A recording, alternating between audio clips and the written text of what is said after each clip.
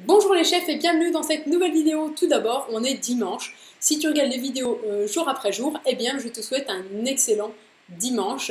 Voilà, bon jour de repos, bonjour à passe une bonne journée avec ta famille, passe une bonne journée à faire des choses qui te plaisent, qui ont de la valeur pour toi. Et moi, comme d'habitude, je te propose l'idée de repas du jour.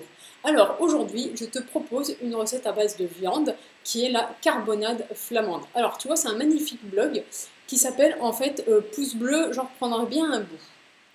Et donc la recette de la carbonade flamande, donc là je te laisse lire, hop hop hop. On va voir les ingrédients et tu verras qu'en fait la carbonade flamande, elle se fait sur le même principe que le bœuf bourguignon. Bien sûr, il faut du bœuf à braiser, c'est la même chose qu'on utilise pour le bœuf bourguignon. Un peu d'huile de tournesol, tu te doutes que ça va être pour faire revenir la viande.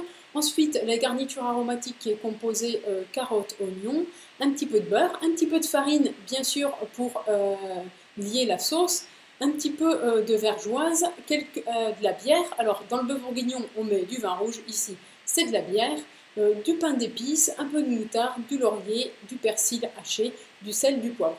Donc, tu vois, juste en lisant les ingrédients, tu peux un peu imaginer ce que ça va donner comme résultat. Bah, bien sûr, tu avais la photo, mais comment on le fait? Si tu as déjà fait des recettes type bourguignon, eh bien, c'est très très très proche. Alors bien sûr, il n'y a pas les mêmes ingrédients, ça n'aura pas le même goût, mais sur la technique de base, eh bien, c'est à peu près la même chose.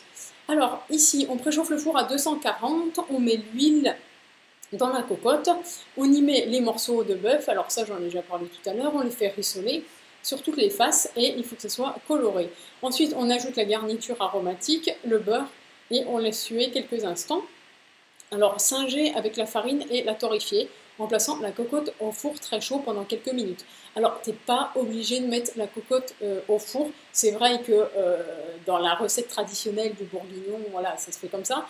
Mais en fait, tu peux tout simplement laisser sur ta plaque et mettre la farine à torréfier dans ta cocotte, tout simplement. Ensuite, on remue les morceaux, on ajoute la vergeoise et on mouille avec la bière et on laisse réduire.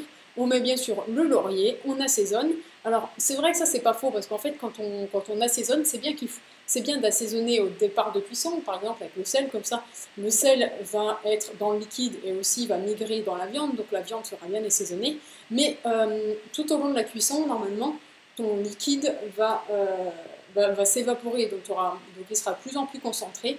Donc si tu sales trop, eh bien ça sera trop salé dès le départ. Ensuite, eh bien sûr, on tartine généreusement des tranches de pain d'épices de moutarde et on la dépose dans la cocotte. On laisse cuire 30 minutes à 100-120 degrés. Et ensuite, on remue pour dissoudre le pain d'épices. Alors, l'avantage de cuire au four, parce que c'est plus énergivore, mais il y a aussi un avantage, c'est celui en fait d'avoir une chaleur uniforme. Quand tu cuis sur ta plaque, la chaleur elle vient que du dessous, on est bien d'accord.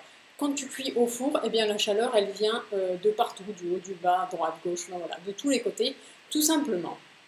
Voilà, ensuite, eh bien, c'est terminé. Et on ajoute, et on la sert, avec des frites, si tu en as, ou sinon, faire des potatoes au four, mais c'est pas c'est pas le même degré de cuisson, c'est à toi de voir. Donc voilà, c'est terminé pour cette idée de repas du jour. J'espère qu'elle t'a plu.